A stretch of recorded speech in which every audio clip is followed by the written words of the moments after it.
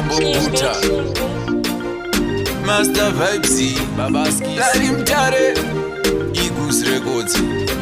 Zvakuda moyo munyoro nyoro zuva rekufa varodza piki nefoshoro asi kuna mwari chimwe chacho chimero mupfungwa mangu makazara ndangariro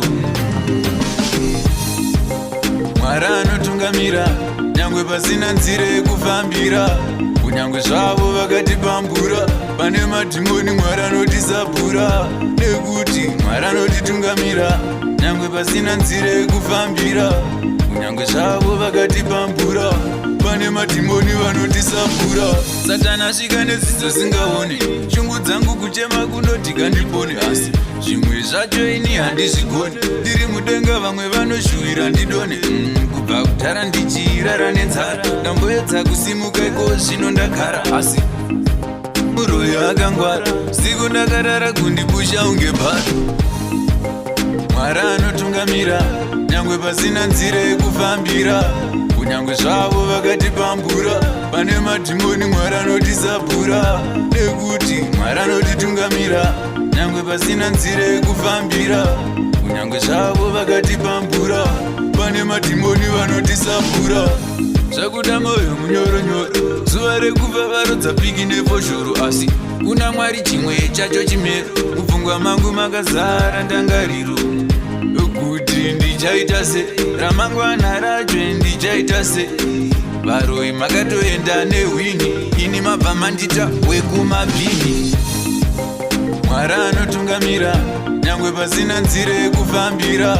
kunyangwe zvavo vakatipambura pane madhimoni Mwari anotisabhura nekuti Mwari anotitungamira nyangwe pasina nzira yekufambira kunyangwe zvavo vakatipambura pane madhimoni vanotisabhura Satana asvika neziso singaoni shungu dzangu kuchema kunoti kandipone asi zvimwe zvacho ini handizvigoni ndiri mudenga vamwe vanoshuwira ndidone kubva kutara ndichirara nenzara ndamboedza kusimuka iko zvino ndagara asi